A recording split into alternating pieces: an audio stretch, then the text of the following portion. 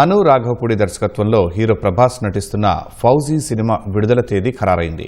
December 3న 6 భాషల్లో release చేస్తున్నట్లు నిర్మాణ సంస్థ మైత్రి మూవీ మేకర్స్ అధికారికంగా ప్రకటించింది. ఈ మేరకు పోస్టర్ విడుదల చేసింది.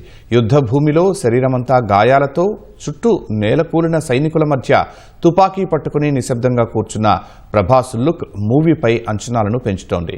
ఈ చిత్రంలో ప్రభాస్కు జోడీగా ప్రముఖ ఇన్ఫ్లుయెన్సర్ ఇమాన్వి నటిస్తోంది.